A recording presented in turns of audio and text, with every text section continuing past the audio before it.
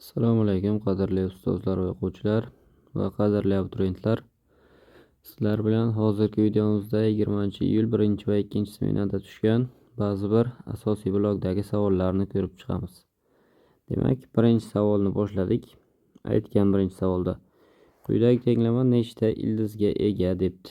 Xo'p, demak, buni tahlil qilish yordamida ildiz yo'qligini ko'rish mumkin. Ya'ni darajasiga qarasak, LG x kelgan, ya'ni o'nli logaritm.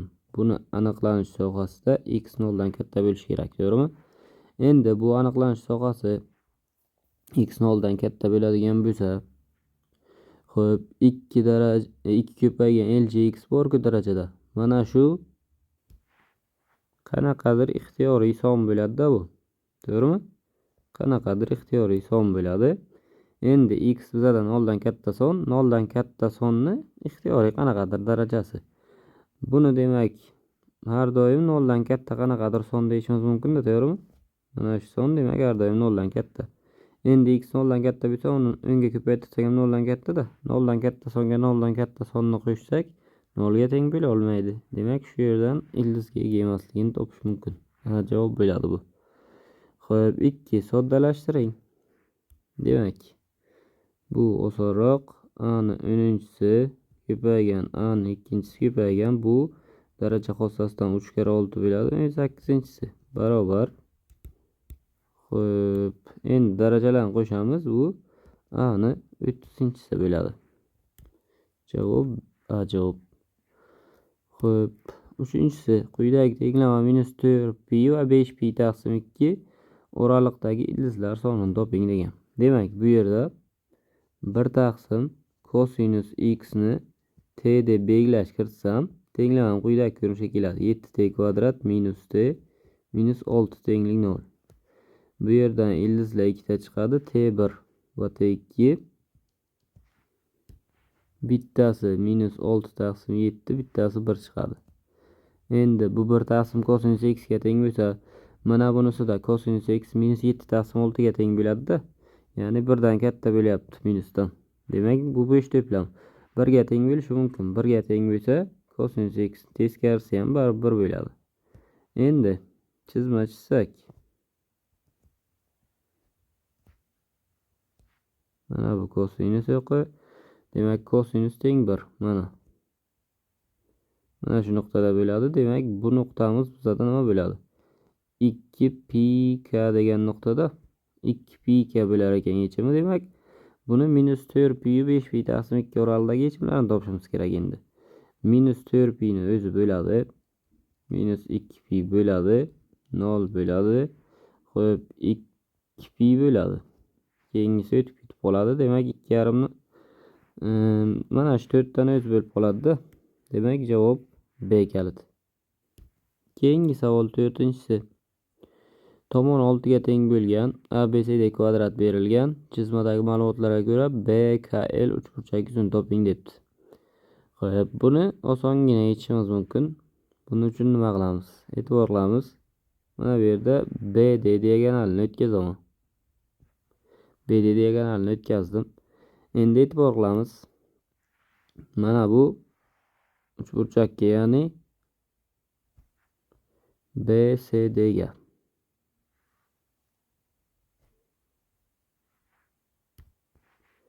E'tibor qilsak, mana bu BF bizada tomonni teng 2 ga bo'lyapti-ku borib. Demak, bu medianaligini bilishimiz mumkin.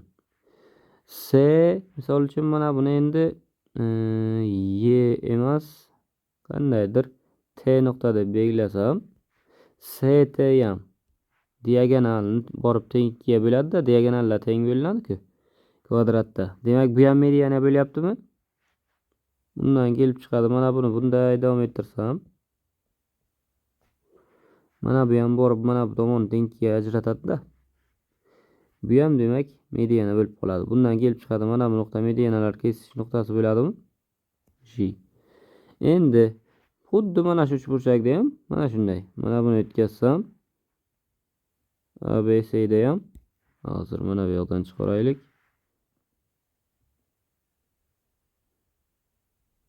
Mana bunda ham xuddi shunaqa bo'lib qoladi L nuqta. J bo'lib qoladi. Og'irlik markazi. Endi yaxshi, bundan kelib chiqadi. Uchburchak mana shunday medianalar o'tkazilsa, teng 6 ta yuzali uchburchakka ajraladimi? Demak, mana bular S dan deymiz. Bitta uchburchakniki nima bo'lyapti? 6S. Bu yoqda ham xuddi shu gapda. Bundan kelib chiqadi jami 12S bo'ldimi yuzamiz. 12S ni o'zi 6 ni kvadratiga tengda. Kvadratni yuziga. Bundan kelib chiqadi 12S tenglik 36. S ni topsak bu yerdan nima chiqadi? 3 ga teng. Bizadan bo'yalgan soha yuzini so'ragan. Bo'yalgan soha yuzasi bizada 2S da. 2S 6 ga teng bo'ladi. Demak javob C. Xo'p, 5 ABCD kvadrat kichik aylanani radiusi xo'sh 4 minus 2 ildizda 2 ga teng. D nuqtadan kichik aylanagacha bo'lgan eng qisqa masofani toping debdi. Xo'p, demak, buni topish uchun O bilan D ni tutashtiramiz. Mana bu yerdan pastga tushiramiz. Perpendikulyar. Xo'p, endi bu bizada OD diagonali bo'lib qoladi. Mana buni davom ettirsak BD diagonal bo'lib qoladi kvadratda. Bundan kelib chiqadi. Mana bu burchak bizada 45 da. Mana bu yerdan tushiraman radiusni. Bu bizada katta R bo'lsin. Mana bu yer ham bizada R bo'ladi-da. Chunki mana bunday qilsam bu ham R. Xo'sh, mana bu yer R ildizda 2 bo'lib qoladi-da. Mana bu qismi gipotenuzasi. Endi mana bu qism ham R. Bunga R qo'yamiz, bunga kichkina R. Endi mana bunday qilsak. Bu ham perpendikulyar tushirildi. Bu ham R ga teng, pasti ham R. Endi mana bu ham R bo'ldi. Xo'p, bu yer 45 bo'lsa, bu bilan bu parallel bo'lgandan keyin o'xshash, mana bu yer ham 45 bo'lib qoladi. Mana bu yer ham R da, mana bu masofa. Demak, mana shu yuqoridagi uchburchakka qarasak, R bo'lyapti kateti, gipotenuzasi R ildizda 2 bo'ladimi? Barobar shuni o'zi qanday? R ildizda 2 miz teng kichkina R qo'shilgan katta R ga da. Endi bir tomonga o'tkazsak, R ni chiqarsam ildizda 2 minus 1 tenglik R bo'ladi-da. Endi katta R ni topsak, kichkina R taqsim ildizda 2 minus 1 bo'ladi. Bizadan nimani so'ragan edi o'zi? Eng qisqa masofa. Eng qisqa masofa bizada mana bu OD dan kichkina radiusni ayirib tashlaganimiz bo'ladi. Ya'ni R qo'shilgan R ildizda 2. Buning uchun birinchi R ni topib olamiz. Xo'p, kichkina R ni bergan edi. 4 minus 2 ildizda 2. Xo'p, taqsim ildizda 2 minus 1. Endi suratidan 2 ildizda 2 ni chiqarib olsak, mahraji bilan bir xil bo'lib qoladi. Demak, bu 2 ildizda 2 ga teng. Katta radius 2 ildizda 2 ekan. Bizadan masofani so'raganda, u masofa R kara 1 plus ildizda 2 bo'ladi. Ya'ni R plus R ildizda 2 bo'ladi dedik-ku, o'shandan R ni chiqarib oldim. Mana shunday bo'ladi. Endi o'rniga qo'ysam katta R ni 2 ildizda 2 1 plus ildizda 2 bo'ladi. Ochib chiqsam, xo'p, 2 ildizda 2 qo'shilgan 4, ya'ni 4 plus 2 ildizda 2 desa ham bo'laveradi. Mana shuncha bo'ladi masofa. Bu bizada B javob. Xo'p, 6-savol. Arifmetik progressiyada A1 kara A4 22 va A2 kara A3 40 bo'lib, A1 0 dan katta, D 0 dan kichik shartlar xo'p bajariladi. Progressiyani dastlabki o'ntahadini yig'indisini topish kerak ekan. Xo'p, birinchi berilgan ma'lumotlardan foydalanib A1 va D ni topishga harakat qilamiz. A1 kara D ko'paygan A1 kara A4 ni A1 qo'shilgan 3D deyman mana bunda barobar 22. Keyingisi A2 ni A1 qo'shilgan D deyman. A3 ni A1 qo'shilgan 2 deyman.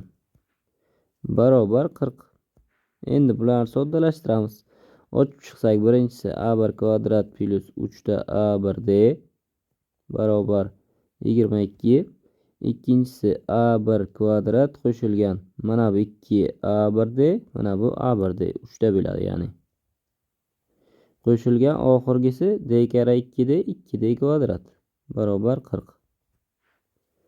Endi ikkalasini ayirib yuborishim mumkin, chunki mana bu a1 kvadrat 3a1d ila bir xilda. 2d kvadrat teng bo'ladi 40 dan 22 ni ayirganim, ya'ni 18 ga.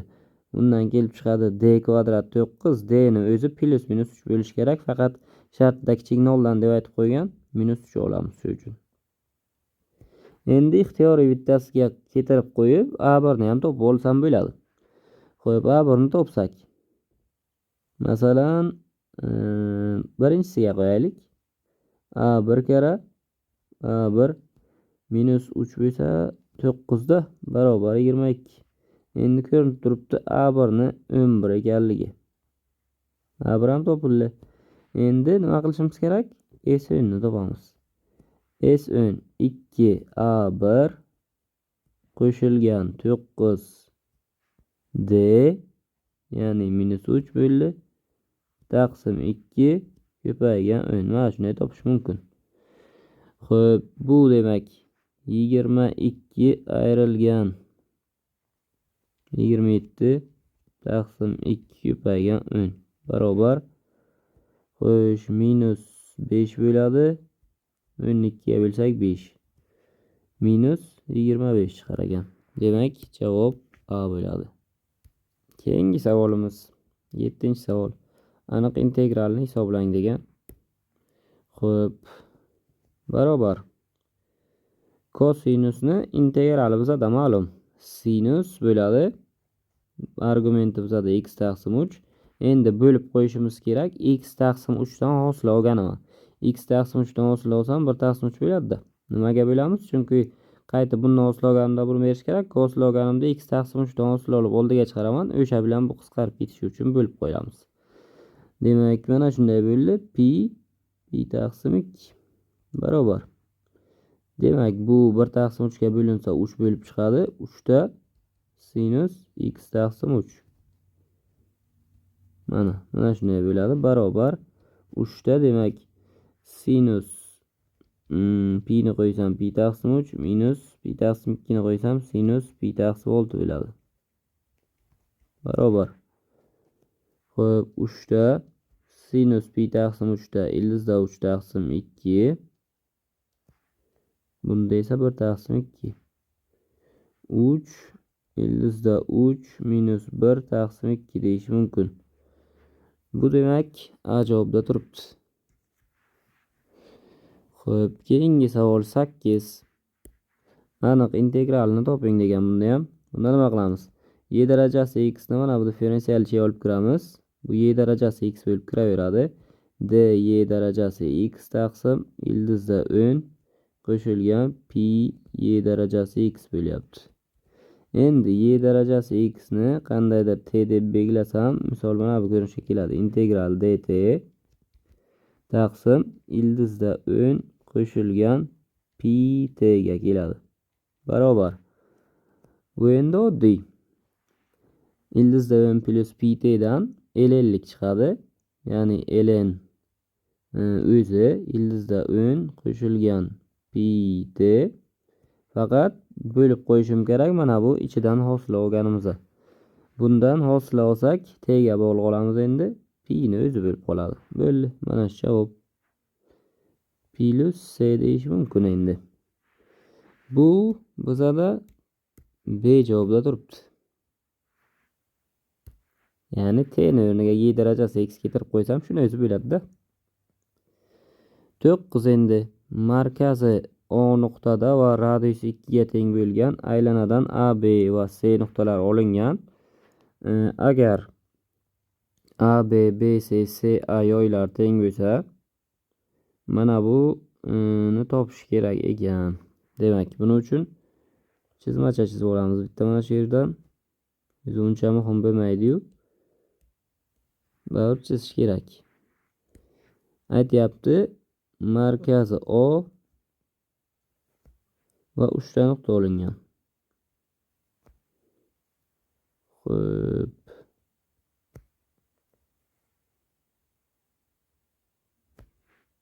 A, B, C. Mana shunday olingan. Endi A, B, B, C, C, A yoylar teng bo'lsin degan-ku. Demak, mana bu hammasi 120 gradusdan bo'ladi-da. To'g'rimi? 120 gradusdan bo'ladi. Endi aytgan OA qo'shilgan OB minus OC vektorlarni uzunligini topish kerak. Endi mana shuni, ya'ni OA vektor qo'shilgan OB vektor minus OC vektorni qandaydir endi qiymatini S deb olsam, ikkala tomonni kvadrat ko'tarib yuboray. Shunda OA vektor kvadrati plus OB vektorni kvadrati plus OC vektor kvadrati plusda 2 OA vektor ko'paygan OB vektor minusda 2 OA vektor ko'paygan OC vektor minus 2 ta OB vektor kara OC vektor tenglik S kvadrat bo'ladi. To'g'rimi?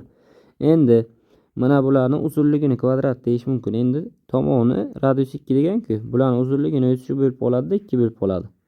Demak, 3 ta 2 ni kvadratiga teng bular. Mana bu chalasini nazarda tutyapman. Xo'p, bu yo'g'i esa skalar ko'paytmadan uzunliklari kerak kosinusdan foydalanib yozsa bo'ladi buni. 2 ko'paygan, demak, bularning hammasining uzunligi 2 kara 2. Xo'p, orasidagi burchak kosinus 120. Kosinus 120 da mana shu.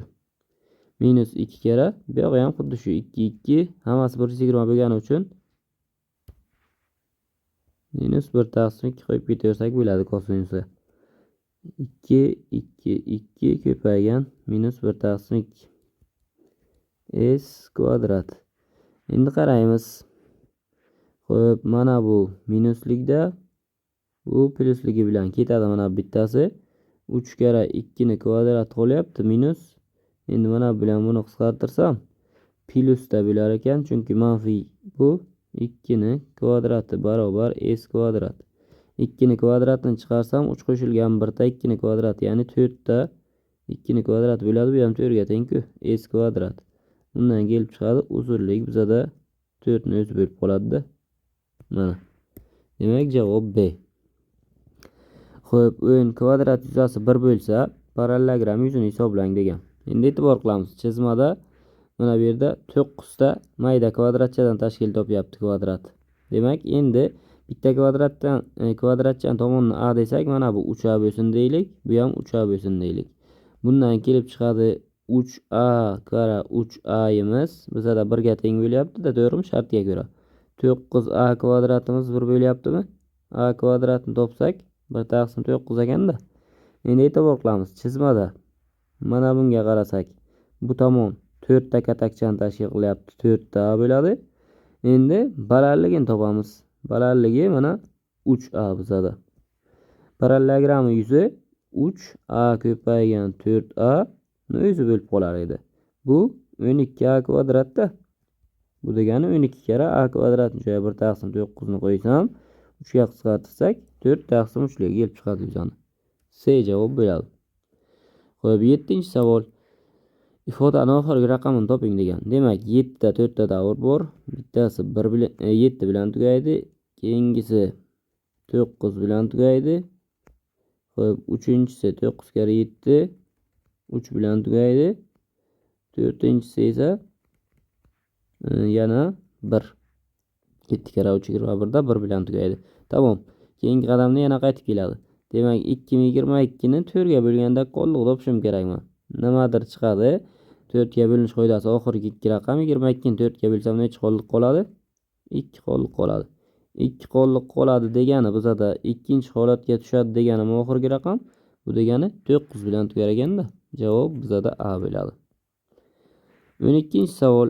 Tenglamani ildizlari x1 va x2 bo'lsa, mana shu ifodaning qiymatini topish kerak. Demak, bizada x1 ni kubi qo'shilgan x2 ni kubi taqsim x1 x2 ning kvadrati bo'lib qoladi. Umumiy makhraj bersak bularga. Endi yuqorini ko'paytirish ajrataman v7 teoremasiga qarab. Mana ichini endi x1 kvadrat minus x1 x2 plus x2 ni kvadrat deyishimiz mumkin edi. Taqsim makhraj x1 x2 ni kvadrati bo'laveradi. Xo'p, mana buni ikkinchi qavsning ichini mana bunday qilib olaman. Qavsda x plus x1 plus x2 ni kvadrat deyman. Minus 3 ta x1 x2 desam, mana bunda plus 2 ta x1 x2 chiqadi. Mana minus 3 ta bilan mana minus x1 x2 ni beradi. Mana. Demak, v7 teoremasida bor narsaga keltirib olyapman-da shaklini. Mana shunday bo'ldi. Barobar. Endi bizada x1 plus x2 1 ga teng bo'ladi. 1 ko'paygan 1 ni kvadrati minusda 3 x1 x2 miz minus 3 taqsim 4 ga teng. Demak, mana buni plus qilamiz. 3 taqsim 4. Taqsim 3 taqsim 4 ni kvadrati bizada 9 taqsim 16 bo'ladi.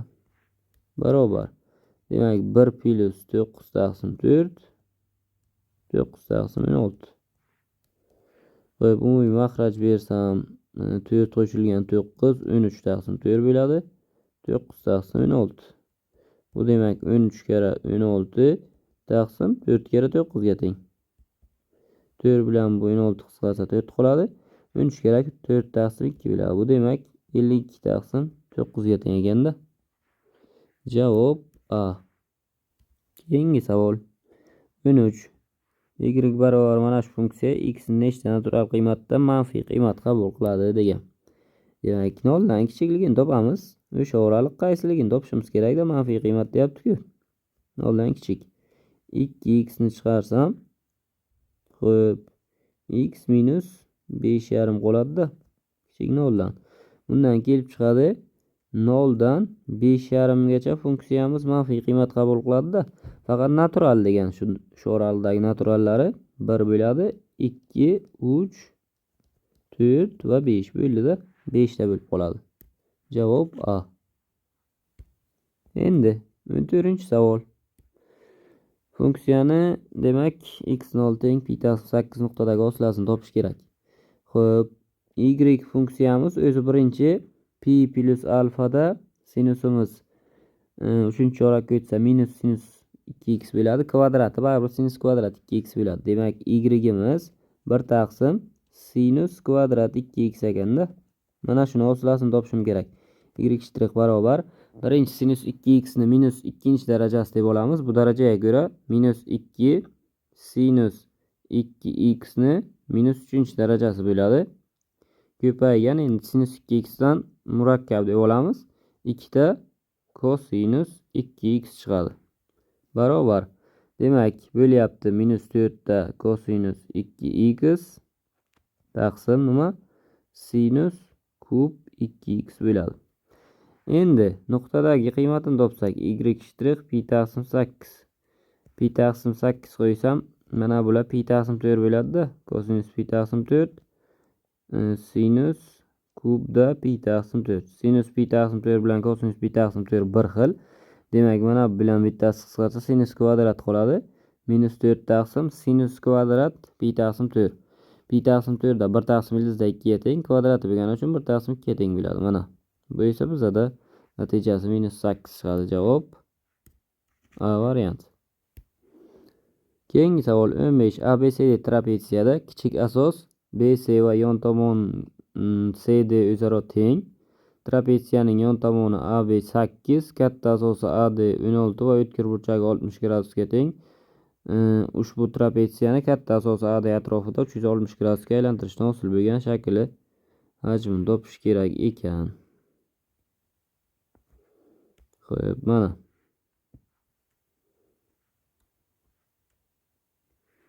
Mana shu trapetsiya aytyapti.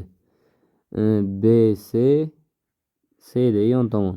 Mana bu yeri C, mana bunday deymiz. AB CD CD yon tomon teng deyapti nimaga? BC asosga mana. AB 8 ekan. Va A burchagi 60 gradus mana. Endi 60 gradus bo'lsa mana bu yerdan balandlik tushiraman bitta. Xo'p, mana bu yer 30 gradus biladim. 30 gradus bo'lsa mana bu yer 4, balandlik esa 409 chiqadi-da. Endi mana BC'ni qandaydir x desam, mana bu ham x bo'ladi. Mana bu yerdan ham bitta balandlik tushiraman. Mana bu yer bizada 409 yana balandlik. Mana bu qismchasi ham parallel tushadi-da, x bo'ladi. AD ni o'zini 16 degan bo'lsa, x plus 4 bo'ldi bu yog'i. Demak, bu yog'iga 12 minus x qoladi-da. Endi mana shu burchakcha uchun Pifagor yozsak, 403 ni kvadrati qo'shilgan 12 minus x ni kvadrati barobar x kvadrat bo'ladi. Buni endi yechilishini ko'rsatib o'tirmayman. X topilsa bu yerdan 8 chiqadi. Demak, x 8 bo'ladigan bo'lsa, o'zi bu teng yo'lli trapetsiya bo'lib qoladi va asosiy ham yon tomonlariga teng bo'lib qoladi. Endi AD tomonda aylantirishdan hosil bo'lgan shakl deyapti. Aylantirsak buni quyidagicha shakl hosil bo'ladi. Mana bu yoqqa ham trapetsiya xuddi o'zidek ko'chib keladi. Mana bunday, mana bunday. Bular aylana chizadi. Mana bunday ko'rinishda aylana chizadi. Demak, ikkita mana bu yerda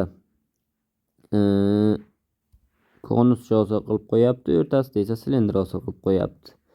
Demak, hajmni topsak bu yerda 2 kara 1/3 pi r kvadrat deymiz. Radiusi mana 403 ni o'zi bo'lib qoladi. Ko'paygan balandlik mana 4 ni o'zi bo'lib qoladi. Qo'shilgan. Bu ikkita konusniki bo'ldi, silindrniki. Buni ham radiusi pi r kvadrat bo'lsa 403 ni kvadrati, buniki ham ko'paygan balandligi x ga teng mana. Bu x bizada 8 chiqqan. Mana shu bo'ldi. Demak, bu yoq hisob kitobni ham ko'rsatib o'tirmayman. Javob hisoblasak 512 pi chiqadi. Demak, javobimiz C bo'ladi. 16-savol. F hat x mana shu funksiyani grafiki qaysi choraklardan o'tadi? Endi buni turli xil yechish mumkin.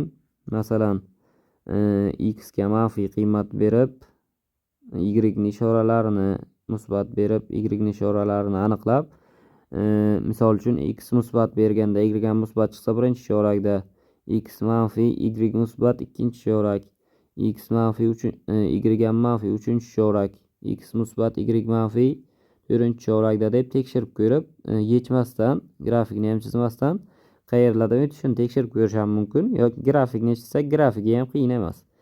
Grafikini chizsak mana bunday ko'rinishda bo'ladi.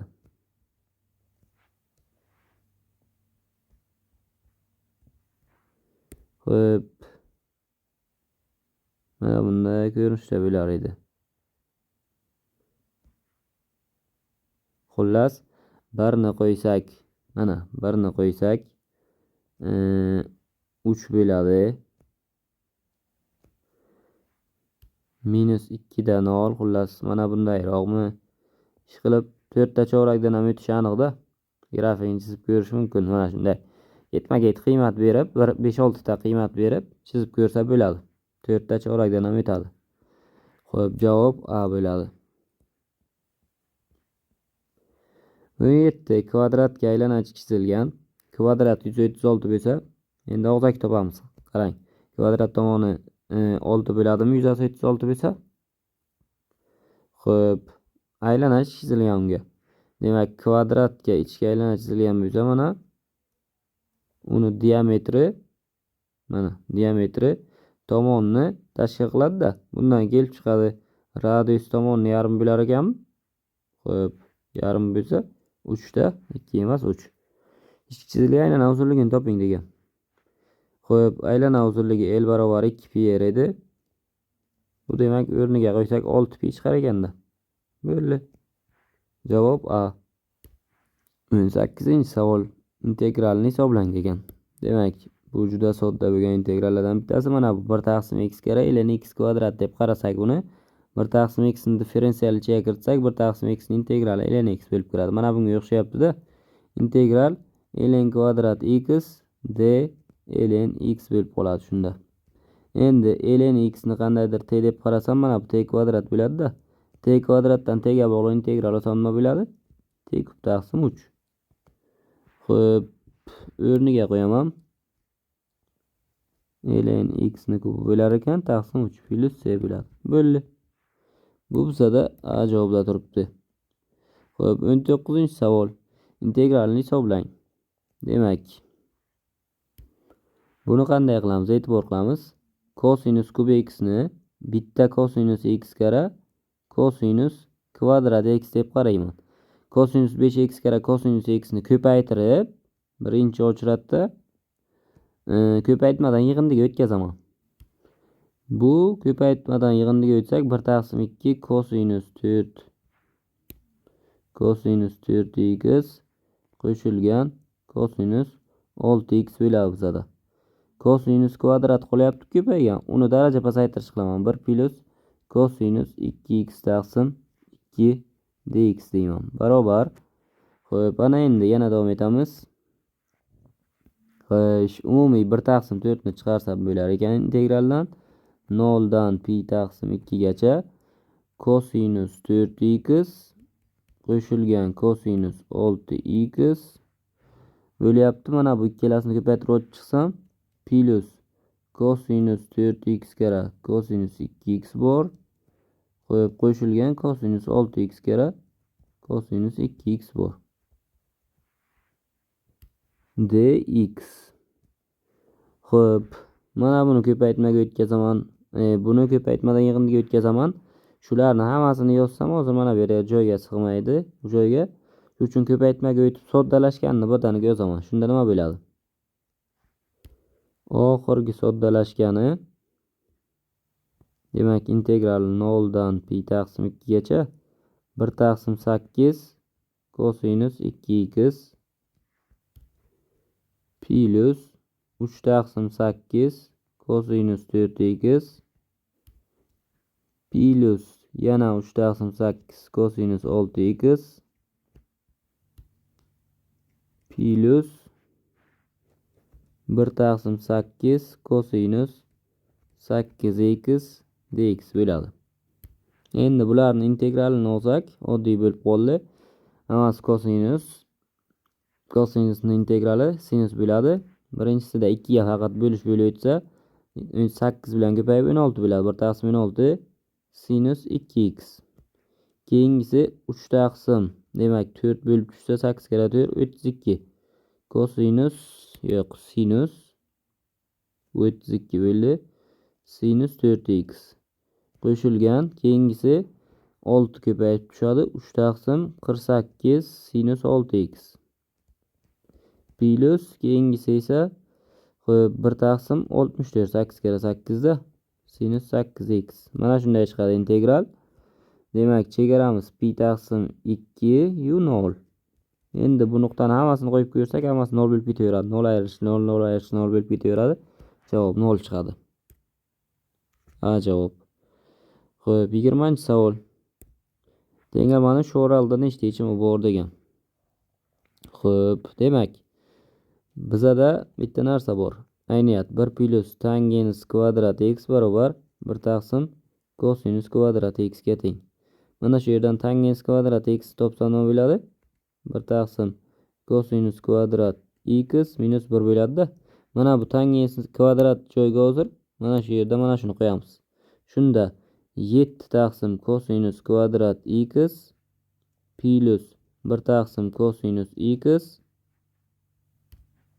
minus 6 tenglik 0 degan.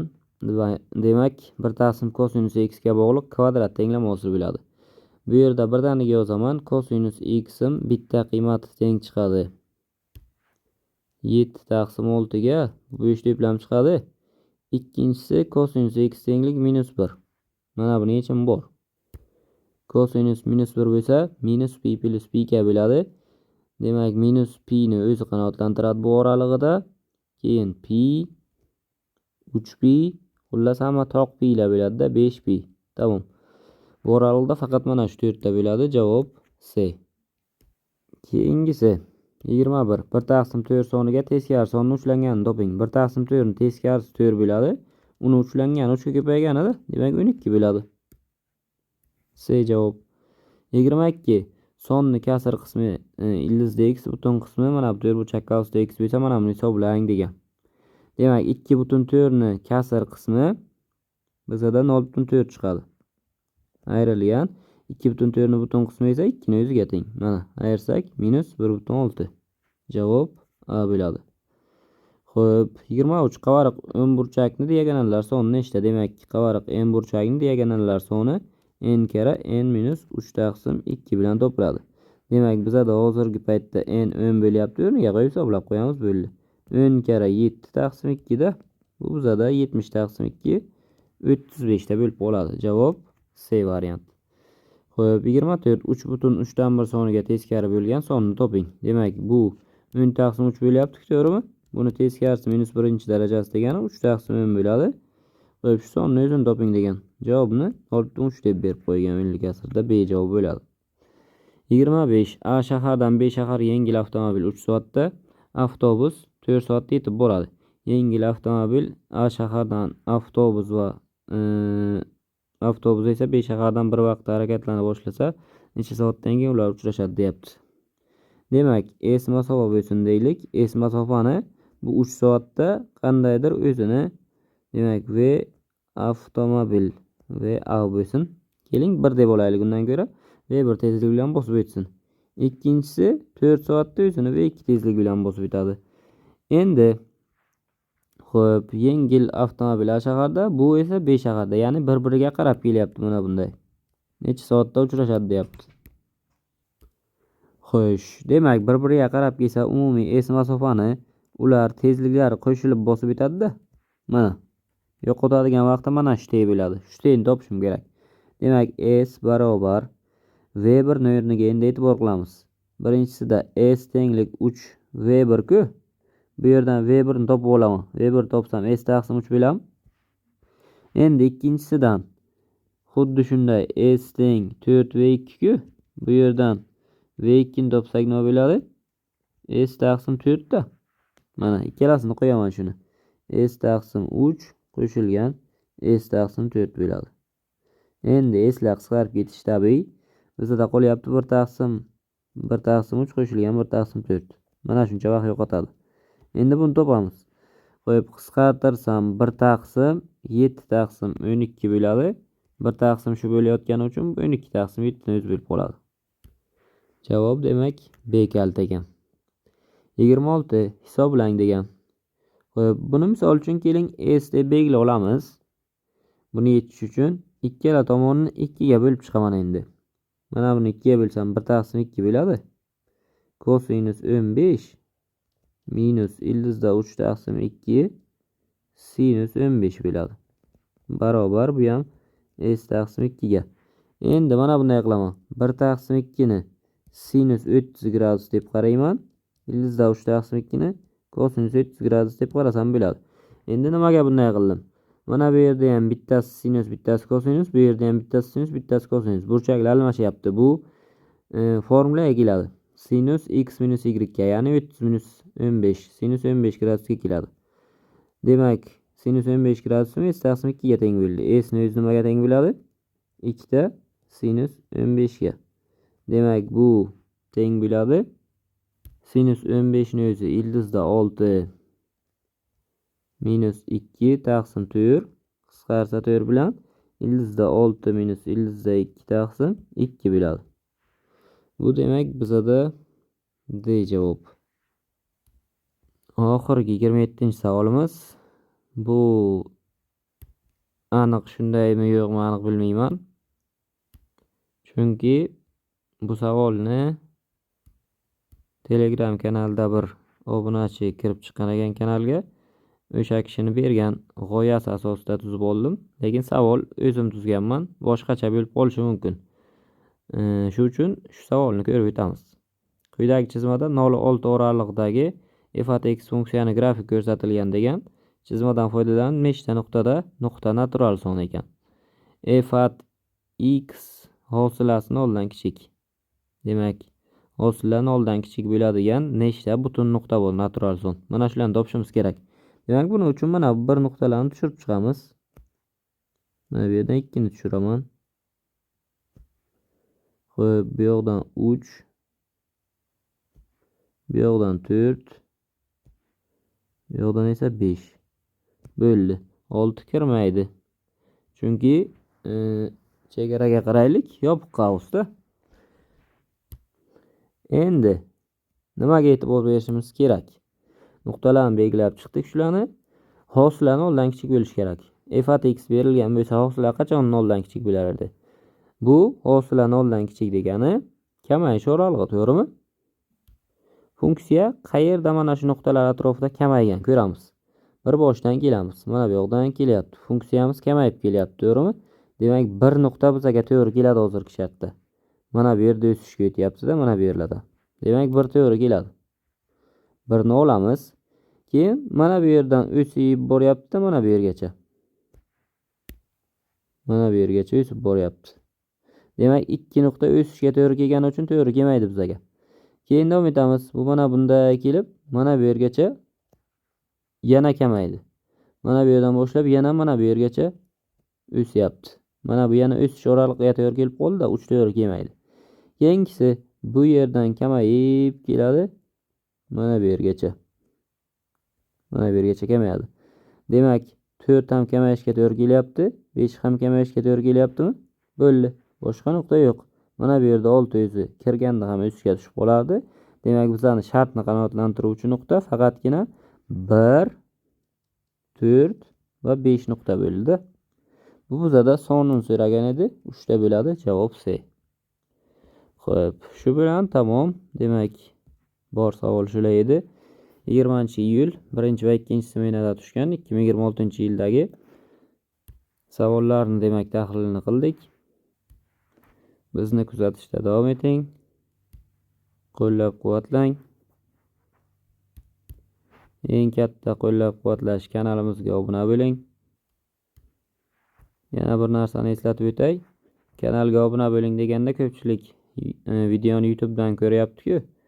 Shu uchun YouTube ga obunachi sal ko'proq bo'lyapti-yu, lekin Telegram kanalimizda obunachi biroz kamroq. Shu uchun xohlagan bitta videoni izohiga kirib o'tsak, mayli shu videoni deylik. Shu videoni shunday ustuni bossak, izohiga kiradi. O'sha izohning tagiga Telegram kanalimizni ham silkasini qo'yaman. Mana shu silkadan o'tib Telegram kanaliga ham obuna bo'lib, Telegramdagi obunachilarni ham biroz ko'paytiraylik. Shuni so'rab qolgan bo'lardim. Yana qo'llab-quvvatlashingiz mumkin. Qanday qilib? Videoga sharh yozishingiz mumkin. Eng muhimi, like bosishingiz mumkin. Agar qancha ko'p like yig'sa, shunchalik yana videolar tezroq chiqishga harakat bo'ladi-da. Xo'p, bo'ldi. Shu narsalarni so'rab qolmoqchi edim videoning oxirida. Shu bilan videoni yakuniga yetkazamiz. Keyingi videolarimizda ko'rishguncha sog' va salomat bo'ling.